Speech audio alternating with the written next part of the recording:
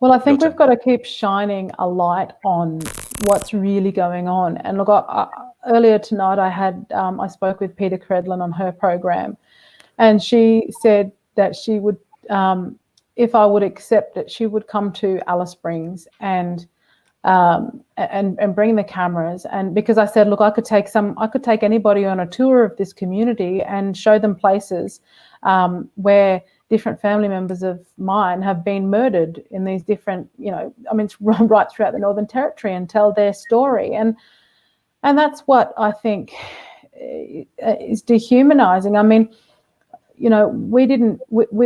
everyone saw what happened to George Floyd. No one actually sees what happens to these women and to these children.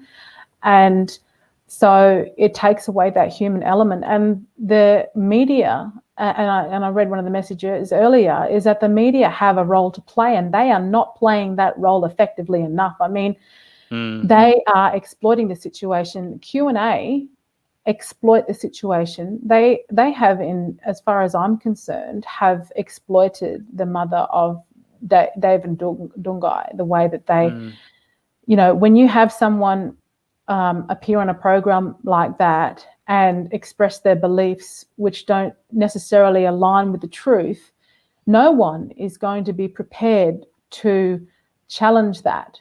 So that becomes accepted. And the same thing happens with the whole Black Lives Matter movement, because, Aboriginal deaths in custody, because I know of circumstances where some of those deaths in custody, some of those individuals have been certainly not the victim of police brutality, but I know of a particular one very close to home. The individual was a convicted gang rapist, had served time previously for that, was a prolific DV abuser, was an individual who drank a lot, who was suffering from pre-existing medical conditions, and was actually in a different town at the time receiving medical treatment for one of these conditions, but went on a drinking binge, committed a crime, was arrested and died in custody. And that person was then held up as another poor Indigenous victim, fallen victim to Black deaths in custody, to the statistics. And then the opportunists in that individual's family went at police and said, well, we're going to take this to court. We're going to demand justice, and also, look for compensation, monetary compensation for the situation. And you have to wonder, how often has this ever occurred in many of those cases? Yep.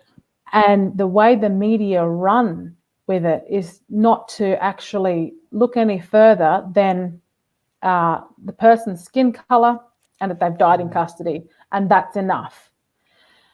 And again, that we're not, it's just dancing above the surface, and this unwillingness to get deeper and underneath and understand what is really actually going on. And much of the media does not do us any favors whatsoever.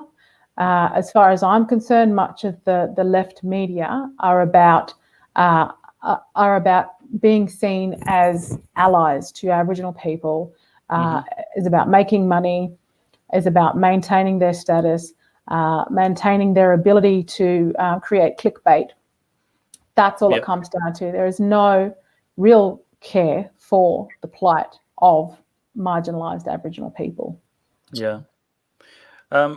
Evelyn Ray wants to know, Jacinta and Anthony, how you two are viewed in the wider Indigenous communities. We know how academics respond to you, but just in your everyday lives, out and about in the communities. Before I go, sorry, can I just answer that one quickly before I go?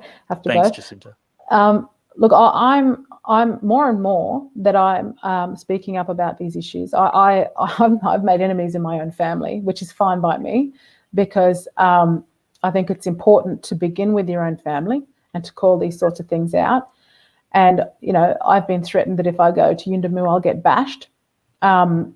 well, not actually necessarily by my family, my close family are appalled by the way that I'm treated, are utterly appalled and heartbroken. And I think they're far more affected by the abuse that I cop online, that they're slowly learning more about than I am, because I'm sort of used to it. But there are a hell of a lot of silent Indigenous people out there who are very thankful for my voice and for Anthony's voice. And there are those who are just far too petrified to express any support publicly because of the incredible backlash that they will receive from their own family, from the wider community. You know, if you don't adhere to the mob, people, you are very likely putting yourself at risk of violence yourself. So it is dangerous for some people to come out and to support us publicly. But social media provides a platform for cowards to attack in great numbers. And in fact, I've been, you know, there's white progressives who have, you know, commented online and say, well, I wouldn't believe anything that Jacinta says because look, her people don't even support her. What I say to that is, they're not my people. My people are decent human beings of all different backgrounds who are prepared to confront the difficult issues in a truthful way to find practical ways forward. They are who my people are. You know, I don't belong to the Indigenous race. I belong to me. And the best thing you can do for people, if you care about them, no matter what their background is allow them to have a voice, allow it to be an honest pursuit of what the truth is. Peter, I know you've got to go, but can I just say, I think there's a lot of love and respect for you and Anthony in the wider community. And I think what's great about you both is you model what reconciliation really looks like. It's not us and them, but it's we. So thank you for all you do. I know I don't speak on that alone. I know there's a lot of people out there that, you know, really, really respect what you do. So thank you. Anthony, how do you answer this question?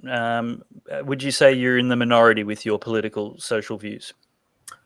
Yeah, I don't know if minority is the right word. Certainly, there's a critical mass that despise me, hate everything I say, and much like Jacinta, because I follow Jacinta closely, the people that despise us, to try and get an argument out of them about what's wrong with us is like getting blood out of a stone. The most sophisticated comments are like, Jacinta doesn't represent me, and that's it. Or Anthony, you're a coconut. And that's the level of sophistication you get. So look, there's a lot of knockers, but with regard to the most recent article I had on news.com.au, the amount of people that sent in positive emails to me was great. And I know many, many Indigenous people too who just tell me, they say, Anthony, we need more voices like you. So, I don't know what the ratio is, but there's certainly enough sensible Indigenous people out there who support what I'm doing and what Jacinta's doing as well. It's not enough to do nothing. It's time for us to do something.